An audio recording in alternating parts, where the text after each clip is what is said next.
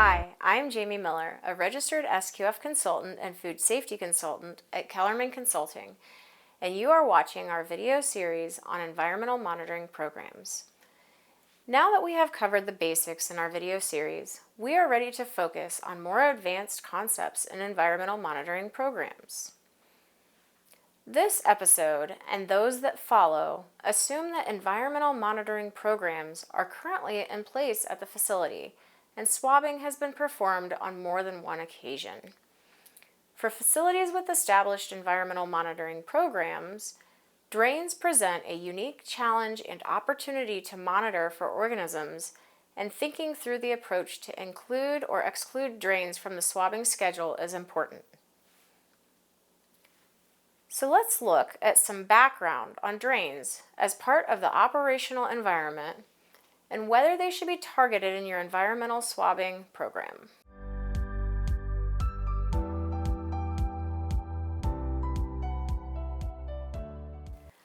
As we take a look at drains in food and food packaging facilities, we want to mainly focus on operational drains, so those drains that are in GMP areas if they are present in the facility. For facilities that do not have any drains, which are mainly warehouses and some dry operations, the problems and opportunities presented by swabbing drains are not present.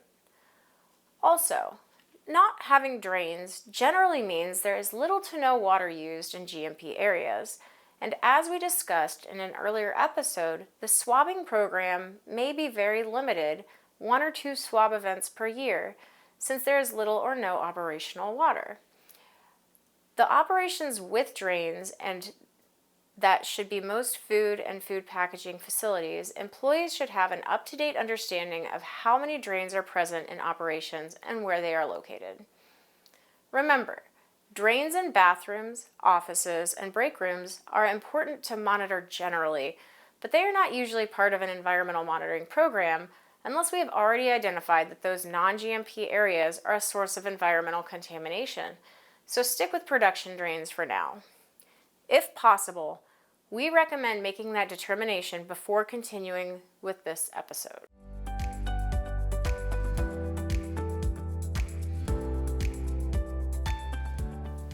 If you know the types, quantities, and locations of drains in the facility, the next concept we need to think about in deciding whether to swab the drains is how much water and materials enter into each drain during normal operations. For drains in boiler rooms or in warehouse areas that do not regularly have water enter them, these are low-risk drains under normal circumstances. Drains that are used in production areas and have water, chemicals, liquid, or solids are entered as high-risk drains. The highest risk drains are those drains that are in regular use in production areas but are hidden behind equipment, walls, partitions, or just generally out of sight since they may not be checked regularly. If employees can see the drains as a normal part of their job, they can see if conditions worsen. Drains should be examined and swabbed with the drain grates removed where possible, and they should be inspected using a flashlight to determine the amount of debris and waste present in them, as well as how wet they are normally.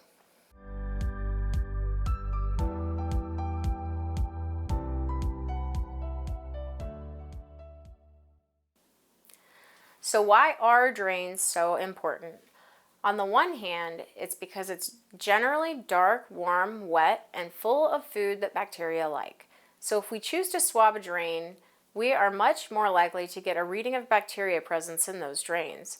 That also means we are likely to find Listeria or E. coli in those drains. Bacteria like Salmonella and Staphylococcus aureus that may thrive in drier environments may not be as likely in drains, but can show up. On the other hand, drains are important because they receive all of the water and waste from the immediate area around them and tell us what is going on in that room. If we have mold, yeast, and environmental pathogens in a production area, the runoff to the drains are likely to carry those organisms into drains where we can find them. So here we have a trade-off. Drains are an efficient way to monitor the environment with fewer swabs, but they are also much more likely to be a place where pathogens show up in swab results. Because of this, the quality or safety team needs to decide if the risk of swabbing the drains is worth it. If the environmental swab event in a GMP area is comprehensive, say 15 to 30 swabs in a 2,000 square foot operational area, the team may decide that swabbing the drain is not worth the risk. If we are going to take a small number of swabs in a production area, like 1 or 2 for a 1,000 square foot room, the drain may be the location we choose since it will show us if there is a problem elsewhere in that area. Before swabbing any drains, the team should discuss the increased risk of getting positive results for a pathogen as part of that program and the remediation techniques to be used in case there are adverse results.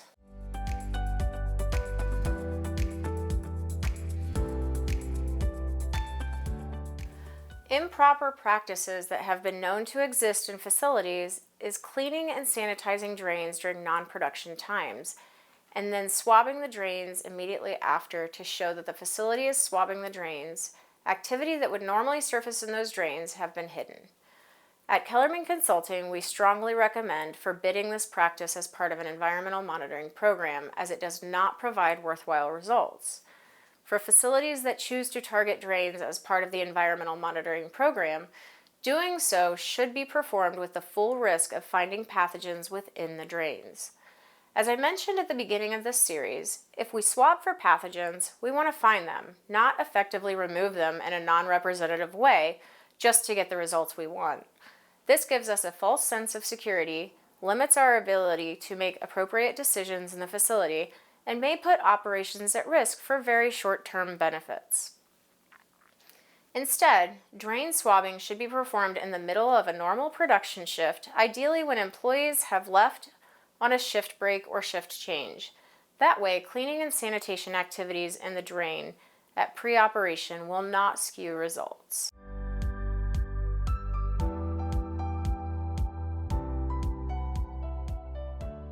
Now that we have covered how to approach the consideration of swabbing for drains in operation, we can turn our attention to other advanced concepts in environmental monitoring programs and how these can help us make sure the program is useful in uncovering hidden risks in operation.